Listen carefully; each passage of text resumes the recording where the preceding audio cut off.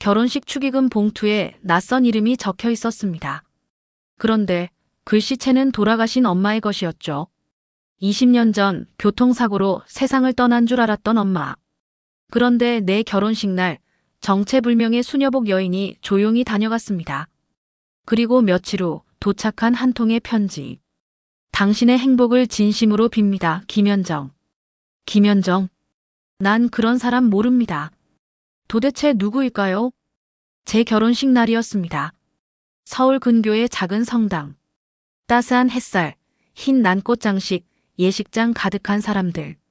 저는 하객 한 명 한 명에게 인사하며 분주히 움직이고 있었죠. 결혼 준비하면서 돌아가신 엄마 생각이 많이 났습니다.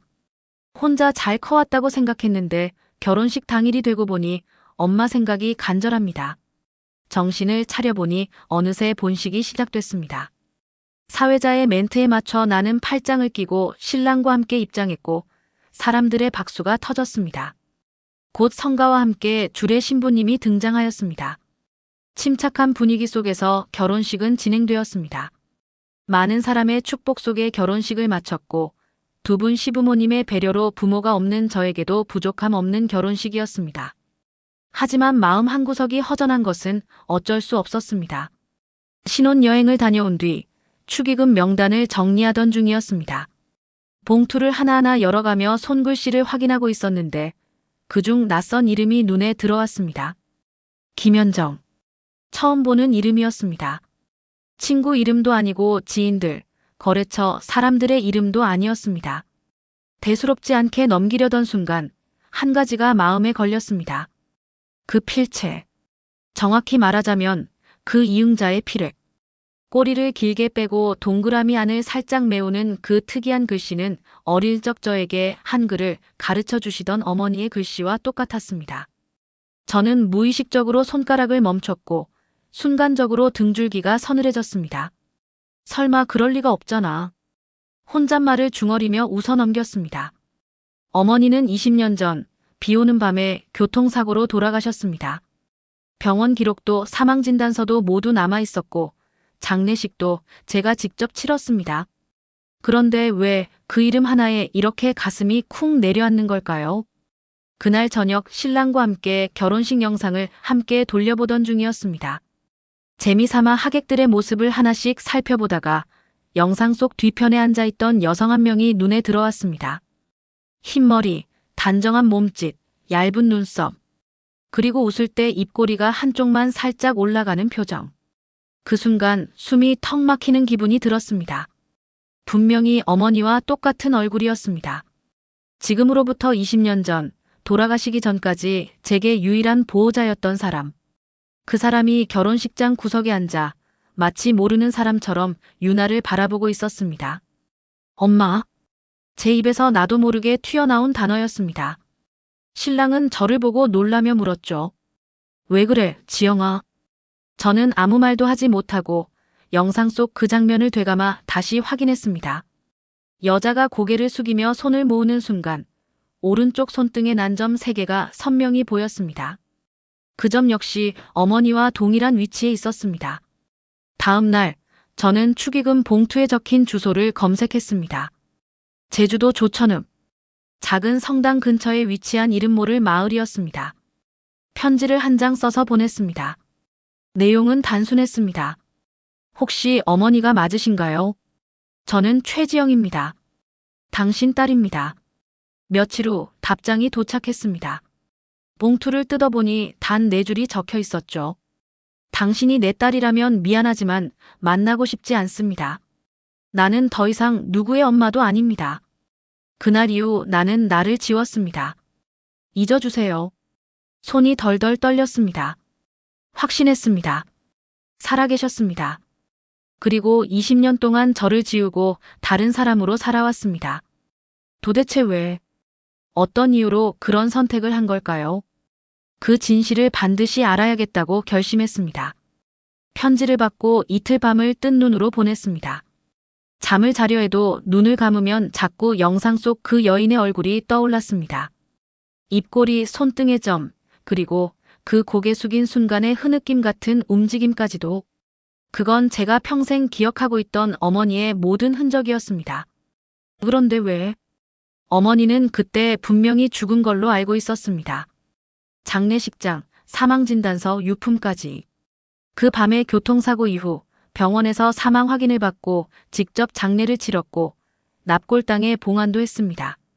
심지어 명패에 박힌 이름을 손으로 쓰다듬으며 매년 제사를 지냈습니다. 그런데 어떻게 살아있을 수가 있죠? 하루는 웨딩 스튜디오에서 우리의 사진을 인화하다가 영상 속 그 여인의 사진을 캡처해 함께 출력했습니다. 그리고 집에 돌아와 오래된 앨범을 꺼냈죠. 어머니와 함께 찍은 마지막 가족 사진. 제가 10살 무렵 집 앞 마당에서 찍은 사진이었습니다. 두 사진을 나란히 두고 천천히 비교했습니다. 주름은 더 깊어졌고 머리카락은 휘어졌지만 눈매, 콧날, 입술선, 턱선. 사진 속 두 여자는 분명 같은 사람이었습니다. 단 하나 다른 이름으로 살아가고 있다는 점만 빼고요. 이름 김현정. 한 번도 들어본 적 없는 이름이었습니다.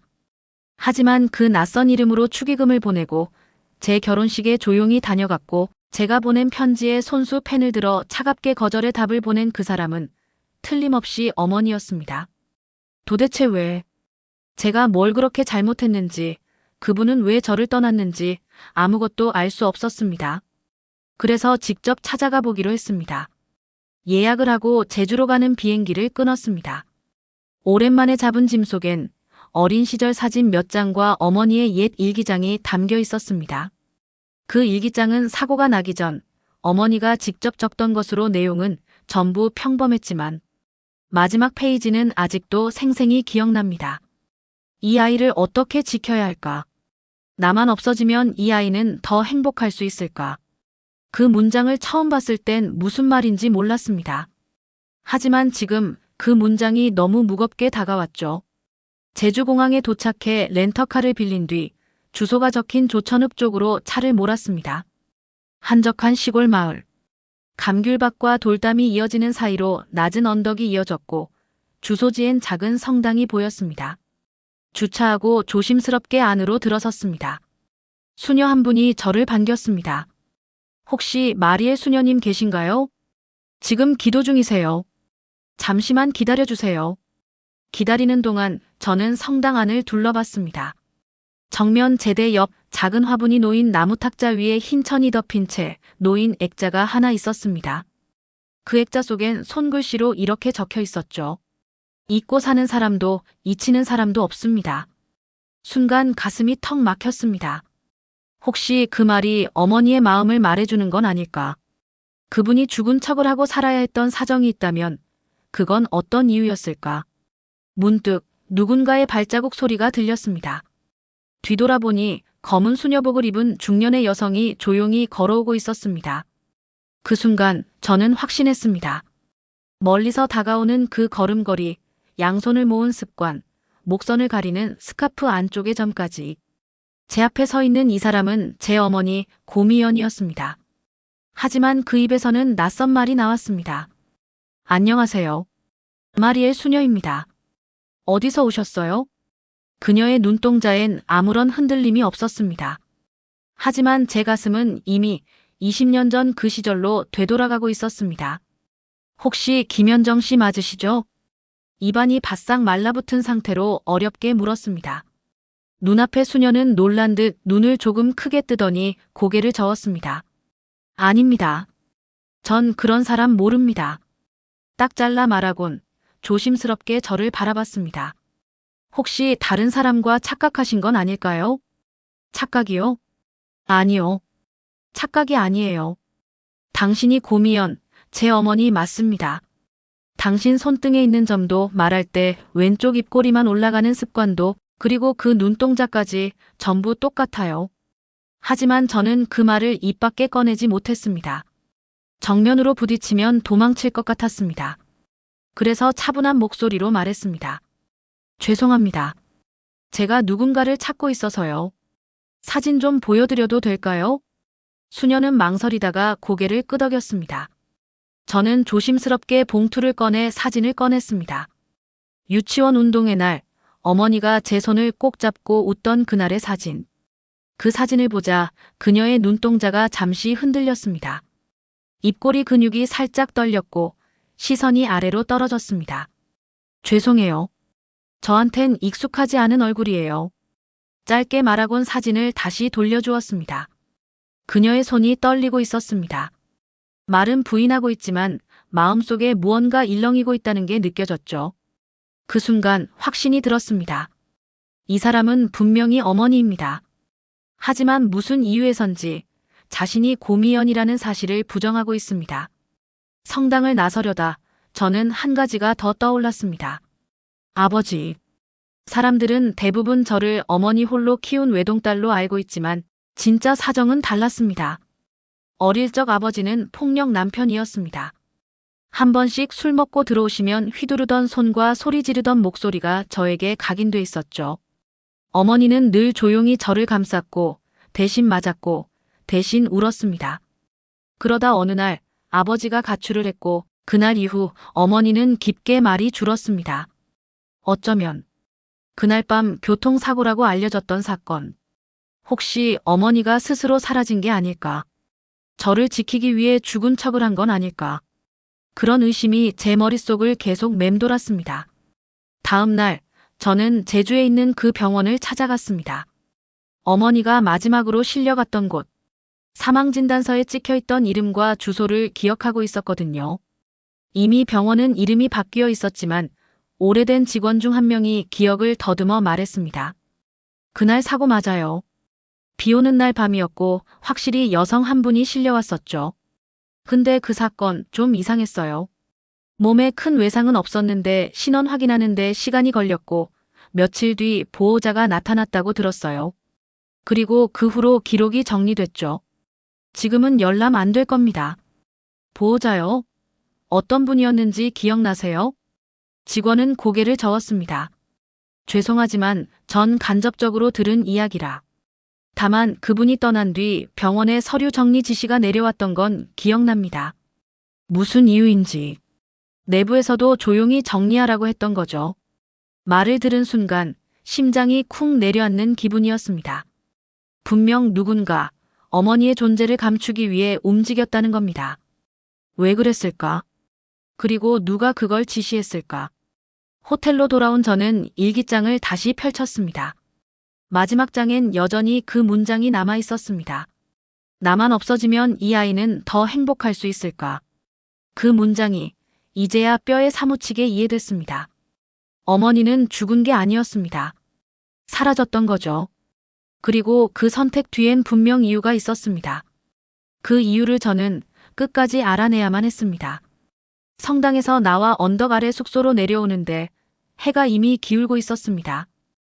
허리에 걸친 바람이 제법 차가웠지만 머릿속은 더 복잡했죠. 입으로는 끝까지 부인했지만 분명 마리엘 수녀는 어머니였습니다. 모르는 얼굴을 보는 표정이 아니었고 사진을 보는 순간 분명히 흔들렸어요. 하지만 그 사람은 끝까지 내가 당신 어머니가 아니다라고 말했습니다. 다음 날 아침 저는 성당 근처 작은 카페에서 주민 몇 명과 대화를 나누기 시작했습니다. 의심을 품었다기보다는 그냥 확인받고 싶었습니다. 혹시 내가 너무 간절해서 없는 걸 만들어내는 건 아닐까 싶었거든요. 그런데 마을 아주머니 한 분이 뜻밖의 이야기를 꺼냈습니다. 마리엘 수녀님, 그분은 처음 왔을 때부터 이상했어. 외국에서 온 것도 아니고 조용히 혼자 배낭 하나 메고 와서 말이야. 근데 누가 물어보면 자꾸 이름을 바꾸더라고. 처음엔 고씨라고 했던 것도 같고. 고씨요? 그래, 곰이 뭐였더라. 아무튼 이상하게 기억에 남아. 그리고 몇 년 후엔 갑자기 수녀복을 입고 나타났지. 신부님이 도와주셨다더라. 전 그 자리에서 말을 잇지 못했습니다. 고미연. 내가 어릴 적부터 줄곧 불러왔던 그 이름. 그리고 마을 사람들 기억 속엔 분명히 그녀가 다른 사람으로 왔다는 흔적이 남아 있었습니다. 그 말을 듣고 저는 곧장 성당을 다시 찾았습니다. 그날은 마침 미사가 없는 날이라 아니 조용했죠. 조심스럽게 성당 안으로 들어서는데 한쪽 기도석에 앉아있는 마리엘 수녀가 보였습니다. 고요한 공간, 그리고 똑바로 합장한 두 손. 저는 멈춰서서 한참을 바라봤습니다. 어머니는 항상 저렇게 기도했어요. 말없이, 아주 조용히. 그 순간 마음속에 묘한 슬픔이 밀려들었습니다. 왜 저를 떠났는지, 왜 죽은 척까지 해야 했는지. 그보다도 어떻게 이렇게 오랜 세월을 혼자 버텼는지 궁금했습니다. 기다리다 참지 못하고 그녀에게 다가갔습니다. 수녀님, 정말 아무 기억도 나지 않으세요? 그녀는 고개를 돌려 저를 바라봤습니다. 이번엔 눈빛이 처음과 달랐습니다. 경계보다는 흔들림이 느껴졌죠. 예전에 사고를 당한 적이 있어요. 병원에서 깨어났을 땐 아무것도 기억이 나지 않았어요. 이름도 가족도. 그때 저를 데려가 준 분이 이 성당의 전 신부님이셨어요. 그녀는 조용히 말을 이었습니다. 처음 몇 년은 꿈을 꾸는 것 같았어요. 자꾸 누군가 부르는 목소리가 들렸고 어딘가에 두고 온 사람이 있었던 것 같은데 생각날수록 마음이 무너졌어요. 그래서 잊자고 다짐했죠. 이름도 과거도. 지금은 그냥 이곳에서 필요한 사람이 되고 싶었어요. 그 말을 듣는 순간 저는 목이 메어 말이 나오지 않았습니다. 기억을 잃은 것이 아니라 스스로 지우려 했던 것이었습니다. 어쩌면 살아남은 죄책감 때문이었을 수도 있고 저를 남겨두고 도망쳤다는 후회 때문이었을 수도 있죠. 하지만 왜 그토록 완벽하게 자취를 감추었는지는 여전히 알 수 없었습니다. 무언가 더 깊은 사정이 있는 것 같았습니다. 마치 누구로부터 숨어야 했던 사람처럼. 그럼 왜 제 결혼식에 오신 건가요? 제가 그렇게 물었을 때 그녀는 살짝 시선을 피했습니다. 그날은 그냥 보고 싶었어요. 아무 말도 하지 않고 멀리서라도 보고 축복해주고 싶었어요. 그 말에 저는 가슴이 뭉클했습니다. 그 말 한마디가 이 사람을 어머니로 확신하게 만들었습니다. 하지만 그러면 더 이상한 점이 생깁니다. 왜 어머니는 20년 전 그렇게 흔적을 남기지 않고 사라졌을까요? 죽은 척까지 하면서. 저는 결심했습니다. 이제는 그날의 진실을 알아내야 했습니다. 사고가 있었던 그날 밤, 어머니가 정말 무슨 일을 겪었는지를. 그 기억이야말로 그녀가 끝까지 외면하고 있는 마지막 문이니까요. 그날 밤, 저는 숙소에서 어머니의 일기장을 꺼내 들었습니다. 며칠째 반복해 읽은 그 문장들이지만 읽을수록 그 의미가 더 깊어졌습니다. 내가 사라지면 이 아이는 웃을 수 있을까? 그 문장은 단순한 죄책감이 아니었습니다. 어떤 절박한 심정, 그리고 결심이 담긴 말이었습니다. 다음 날 성당 근처에 있는 작은 박물관에 들렀습니다. 아이러니하게도 거긴 수녀님들의 봉사활동을 기록한 전시장이었는데 그곳 한쪽 벽면엔 마리엘 수녀의 발자취라는 제목 아래 그녀의 사진이 걸려 있었습니다. 빨간 목도리를 두르고 웃고 있는 모습. 놀랍게도 그 사진 속 얼굴은 웃고 있었지만 그 눈동자에는 깊은 그늘이 져 있었습니다. 사진을 한참 들여다보는데 박물관 관계자가 다가와 말을 걸었습니다. 저 수녀님 참 조용한 분이세요. 처음 왔을 땐 말도 거의 안 하시고 밤마다 혼자 교회 계단에서 울기도 하셨어요. 왜 우셨는지 이유는 모르세요? 아무도 몰랐죠. 하지만 작고 같은 노래를 흥얼거리셨어요. 처음엔 성가인 줄 알았는데 나중에 들어보니까 자장가 같더라고요. 그 말을 듣자마자 가슴이 쿵 내려앉았습니다. 어머니는 제게 자장가를 불러주던 사람이었습니다. 기억납니다. 잠들기 직전 귓가에 속삭이듯 불러주던 그 짧은 멜로디. 제가 어릴 적 많이 아팠고 자주 울던 아이였는데 그럴 때마다 꼭 그 자장가를 불러주셨죠. 저는 핸드폰 메모에 남겨뒀던 그 자장가 음을 천천히 허밍으로 불렀습니다. 성당으로 다시 걸어가며 복도에 울리는 그 멜로디를 따라가듯 조용히 불렀죠. 그리고 마침내 성당 마당에 들어섰을 때 청소를 하던 마리엘 수녀가 움직임을 멈추고 천천히 고개를 들었습니다.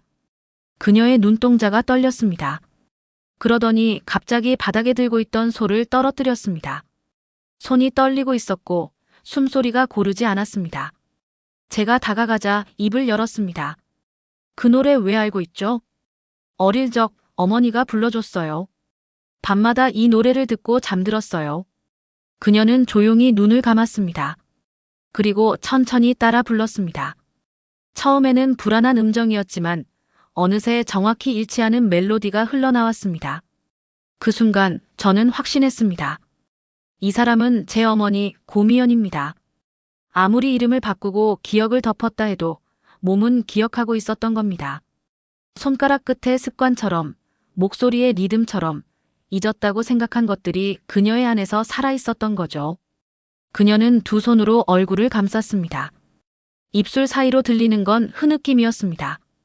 그리고 잠시 후 조용히 말했습니다. 가끔 꿈을 꿨어요. 내가 누군가를 안고 이 노래를 부르고 있는 꿈. 얼굴은 보이지 않았는데 이제 알 것 같아요. 그게 너였구나. 저는 더는 참지 못하고 그녀의 손을 붙잡았습니다. 맞아요. 엄마예요. 당신은 내 엄마예요.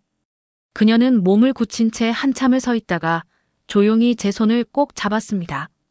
20년 만에 처음 맞닿은 체온이었습니다. 하지만 감격도 잠시, 그녀는 다시 고개를 저었습니다. 안 돼. 넌 날 잊어야 해. 난 이미 너무 많은 걸 저질렀어. 엄마, 그게 뭐든지 말해줘요. 저 이제 더는 모른 척 못하겠어요. 그녀의 눈빛이 흔들렸습니다. 그리고 입을 열기 전 떨리는 목소리로 말했습니다. 너한텐 말 못할 줄 알았는데 이젠 말할 때가 된 것 같아. 이야기는 그제서야 진짜 시작을 향해 움직이기 시작했습니다. 마리에, 아니 엄마는 긴 한숨을 내쉬고 작은 방으로 저를 이끌었습니다. 성당 뒤편 작은 골방. 책상 위엔 마리아상이 있었고 벽엔 오래된 달력이 걸려 있었죠. 달력엔 동그라미가 여러 개 그어져 있었고 그중 하나에 지영결혼이라고 연필로 희미하게 적혀 있었습니다. 그걸 보는 순간 가슴이 아릿해졌습니다. 아무 말도 하지 않았지만 그날을 기다리고 계셨던 거죠. 그날 밤 있었던 일부터 이야기할게. 하지만 들은 후에 나를 용서하지 말아줘. 엄마는 조용히 입을 열었습니다. 너도 기억하겠지만 그 무렵 넌 늘 아팠고 집은 지옥 같았어. 너희 아버지 그는 사람이 아니었지. 술만 마시면 변했잖아. 너한테 손 올리는 건 내가 막을 수 있었지만 나한테는 버티기 힘들었어. 그 말에 숨이 턱 막혔습니다. 그 시절 밤마다 방문 너머에서 들려오던 싸움 소리와 엄마의 흐느낌이 다시 떠올랐습니다. 어린 시절의 공포가 그날을 되살리듯 몰려왔죠. 그날도 똑같았어. 비가 억수같이 쏟아지던 날. 그 사람이 다시 찾아왔고 난 내 손을 잡고 도망치려 했지. 하지만 그러기 전에 무언가를 해야겠다는 생각이 들었어. 그 사람은 나에게 집착하고 있었으니까. 내가 사라지면 너라도 안전해질 것 같았거든. 그래서 일부러 사고를 낸 거야. 뭐라고요? 저는 말을 잇지 못하고 그대로 얼어붙었습니다. 큰 도로에서 일부러 차를 세웠고 뒷좌석에 내 신분증과 가방을 놔뒀어. 차는 경사면을 굴러 계곡 아래로 떨어졌고 사람들은 시신 없이도 날 죽은 줄 알았지. 그 뒤로 병원에 실려왔고 운 좋게 목숨은 건졌어. 하지만 정신 상태가 불안하단 이유로 보호자 동의 없이 퇴원할 수 없었고 그때 성당 신부님이 날 데려가 주셨어. 그럼 아빠는? 몇 달 뒤 다른 지역에서 폭력 사건에 연루돼 실형을 살았다는 걸 들었어. 그 뒤에도 여러 번. 아마 아직도 실형을 살고 있는 것으로 알아. 그때 너도 다른 친척 손에 맡겨졌다고 들었고. 엄마는 시선을 내렸습니다. 난 너에게서 완전히 도망친 거야. 살기 위해서, 아니, 너를 살리기 위해서. 방 안엔 정적이 흘렀습니다. 저는 아무 말도 하지 못했습니다. 뭔가 끓어오르는 듯 했지만 그게 분노인지 슬픔인지 알 수 없었죠. 숨이 가빠지고 이마엔 땀이 맺혔습니다. 넌 나를 미워해도 돼. 그렇게 날 찾아와서 널 고아처럼 두고 떠났다고 욕해도 돼. 그날부터 매일 똑같은 악몽을 꿨어. 내가 날 부르는데 난 대답조차 못하고 도망치는 꿈. 왜 말하지 않았어요? 왜 한 번도 연락하지 않았어요? 그 질문에 엄마는 고개를 떨구며 말했습니다. 한 번 편지를 쓴 적 있었어. 하지만 도중에 찢었어. 너한테 다시 나타날 자격이 없다고 생각했거든. 그 순간 저는 창문 밖을 바라봤습니다. 성당 너머로 낮게 깔린 해무가 밀려오고 있었고 바람이 거세게 창틀을 흔들었습니다. 무거운 공기 속에서 저는 묻고 싶었습니다. 엄마는 왜 하필 그 장소로 갔을까? 왜 나를 잊은 채로 20년이나 살아야 했을까? 여기 이 성당은 어떻게 오시게 된 거예요? 제가 물었습니다. 기억도 없고 이름도 없는 내가 갈 수 있는 유일한 곳이었어. 신부님께선 내게 이름 대신 마리엘이란 세례명을 주셨고 그걸 지키며 살아왔지. 무서웠거든. 어디에도 나설 수 없는 사람, 누구도 기다리지 않는 사람이 되는 게. 그래서 차라리 하나님을 따르는 이름으로 살기로 한 거야. 그 말을 듣는 순간 저는 한 가지 확신을 가졌습니다. 엄마는 더 이상 도망치고 싶지 않아 한다는 걸. 그래서 결혼식에 온 것이고 축의금 봉투에 손글씨를 남긴 것이며 그리고 지금 제 앞에서 진실을 고백한 거였습니다.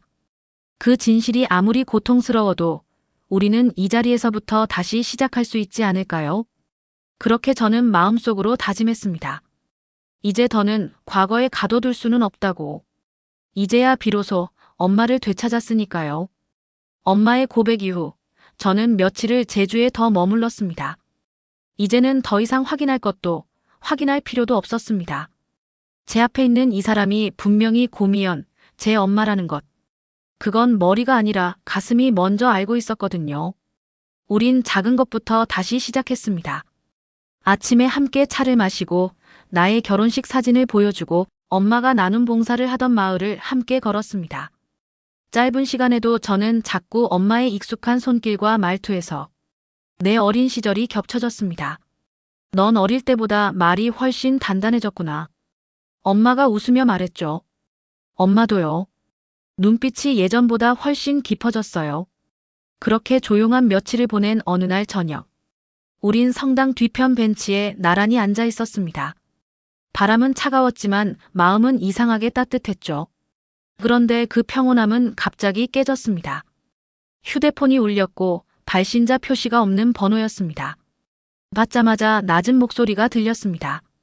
최지영 씨 맞죠? 누구시죠? 당신이 만나고 있는 그 사람 다시 만나지 마세요. 당신한테 좋을 게 없을 겁니다. 그 목소리는 단호했고 무표정했으며 위협적이었습니다. 뭐라고요? 누군데 이러시는 겁니까? 20년 전 그 사람은 사라진 사람입니다. 그걸 다시 들추는 순간 당신도 위험해집니다. 전화는 딱 거기까지였습니다. 저는 아무 말도 못하고 한동안 핸드폰을 쥔 손만 바라봤습니다. 말도 안 돼. 왜 지금 누가 엄마의 존재를 알고 있는 거지? 그날 밤 저는 엄마에게 조심스럽게 물었습니다. 혹시 엄마 떠나기 전에 누군가에게 협박을 받았던 적 있어요? 엄마는 고개를 저었지만 눈빛이 순간 흔들렸습니다. 기억이 나진 않는데.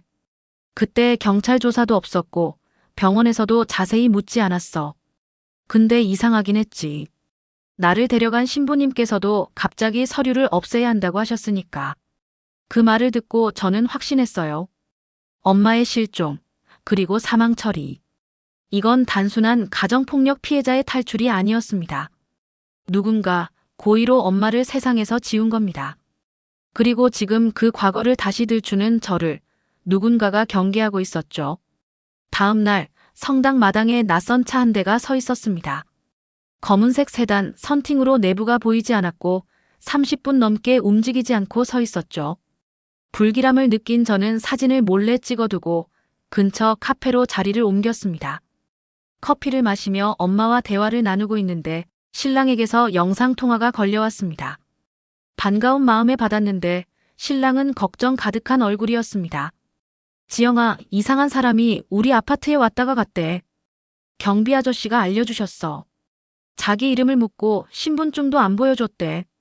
그 말에 등골이 서늘해졌습니다. 이건 단순한 경고가 아니었습니다. 누군가 분명히 우리 가족을 쫓고 있었습니다. 전화를 끊자마자 저는 엄마에게 말했습니다. 엄마, 여기 더 있으면 안 될 것 같아요. 왜? 무슨 일인데? 서울에서 누군가 우리 아파트까지 찾아왔대요. 그 사람들 우리가 알고 있는 것보다 더 가까이 와 있어요. 엄마는 말없이 저를 바라봤습니다. 그리고 조용히 고개를 끄덕였습니다. 뭔가 알고 있는 듯한 눈빛이었지만 저는 더 묻지 않았어요. 지금 어디론가 피해야겠지? 네. 엄마가 옛날에 종종 데려가셨던 곳 기억나세요? 북쪽 바닷가 근처 외할머니가 살던 폐가. 거기 아직 남아있을 거예요. 우리는 급히 짐을 챙겼고 렌터카를 바꿨습니다. 이름을 밝히지 않고 숙소도 체크아웃했습니다. 전화기는 껐고 계좌는 사용하지 않았습니다. 밤이 되자 우리는 차를 타고 제주 북쪽 해안가를 따라 달렸습니다. 길은 어두웠고 휴게소 하나 없는 외진 길이었지만 엄마는 조용히 말했습니다. 지금은 무서운 게 아니라 왠지 마음이 편해. 왜요? 너랑 함께 있으니까. 그게 전부야. 그 한마디에 저는 눈물이 핑 돌았습니다. 가장 두려운 상황에서도 가장 지키고 싶은 사람이 곁에 있었으니까요. 우리는 결국 북쪽 해안가 외딴 집에 도착했습니다. 20년 전 외할머니가 살던 작은 폐가. 문은 부서지고 유리창은 깨졌지만 여전히 그 자리에 있었습니다. 모래바람에 묻혀 잊힌 시간 속에도 그 집은 가족의 마지막 흔적처럼 남아 있었죠. 여기 기억나? 엄마는 낡은 대문 앞에서 발걸음을 멈췄습니다. 응, 엄마. 내가 6살 때쯤이었나? 비 오는 날 장판 위에서 같이 귤 까먹었던 거. 우린 서로를 바라보며 조용히 웃었습니다. 그 웃음은 지난 며칠 동안의 공포와 긴장을 녹여주는 작고 단단한 위로 같았습니다. 하룻밤을 그 집에서 보낸 뒤 다음 날 아침 우리는 바닷가에 함께 앉아 바람을 맞았습니다. 하늘은 흐렸지만 바다는 고요했고 파도는 일정한 박자로 모래를 쓰다듬고 있었어요. 지영아, 엄마가 부르듯 말했습니다. 이제 나 도망치지 않을게. 그 말 한마디에 눈물이 왈칵 쏟아졌습니다. 20년 동안 저는 그 말을 듣고 싶었습니다. 언제 돌아올까? 다시는 못 보게 되는 건 아닐까? 누군가에게 또 뺏기게 될까? 그 불안한 생각들이 가슴에 꾹꾹 눌려있던 걸 몰랐어요. 엄마, 지금이라도 돌아와줘서 고마워. 늦은 게 아니라 딱 맞는 순간에 온 거야. 우린 그날 오후 배를 타고 제주를 떠났습니다. 서울 집으로 돌아오는 길, 신랑에게 모든 걸 설명했죠.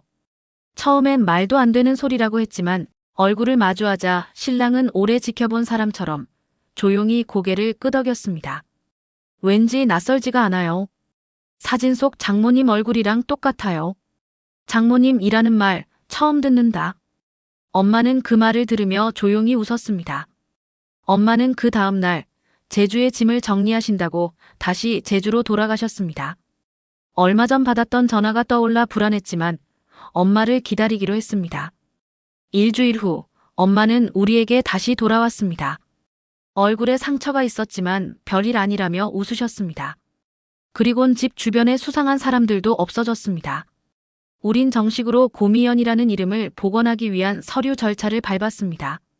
20년 전 사망신고는 병원과 행정착오로 인해 오류 가능성이 있었고 실종 당시의 기록이 재조사되면서 법적으로도 엄마는 다시 살아있는 존재로 돌아오게 됐습니다. 법원에 가던 날 엄마는 제가 준비해둔 옛 외출복을 입고 나타났습니다. 베이지색 코트, 진주 귀걸이, 그리고 낮은 굽의 단화. 그 모습은 마치 과거의 시간을 다시 꺼내 입은 듯 했습니다. 준비됐어? 제가 묻자 엄마는 고개를 끄덕이며 말했어요. 이제 나도 나 자신으로 살고 싶어. 정신과에서 발급한 기억회복 경과서, 신분회복 진술서, 그리고 제가 증인으로 제출한 가족 사진들. 판사는 조용히 서류를 훑어보더니 무표정한 얼굴로 입을 열었습니다. 고미연 씨.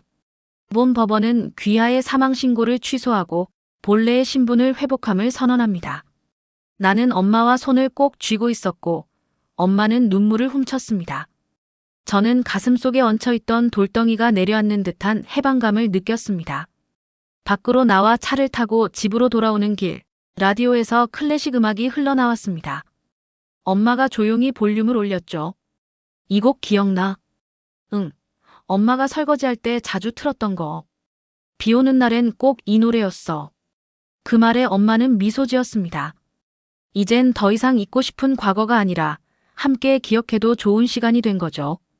장모님, 이제 혼자 계시지 말고 저희와 함께 사세요.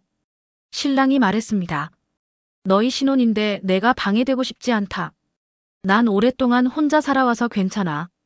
엄마, 20년간이나 엄마 없이 살았는데 몇 년만이라도 우리랑 함께 지내자. 그래. 다신 혼자 있지 않을게. 그날 밤 우리는 함께 저녁을 먹고 차를 마셨습니다. 그리고 처음으로 세 사람이 같은 공간에서 웃었어요. 난 신랑에게 감사의 눈빛을 보냈습니다. 배려해줘서 고마워. 말없이 식탁에 둘러앉아 각자의 컵을 들고 창밖엔 봄비가 내리고 있었습니다. 그런데 엄마는 어떻게 내 결혼식을 알고 왔을까?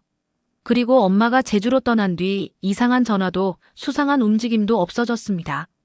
하지만 난 모든 이상함을 잊고 지금 우리 삶을 누리기로 했습니다. 빗방울 소리는 마치 20년 전 그날과도 같았지만 오늘은 전혀 다른 의미로 들렸습니다. 잃었던 시간은 다시 돌아오지 않지만 남은 시간은 함께 만들 수 있잖아요. 이제 우리는 다시 시작합니다. 가족이라는 이름으로.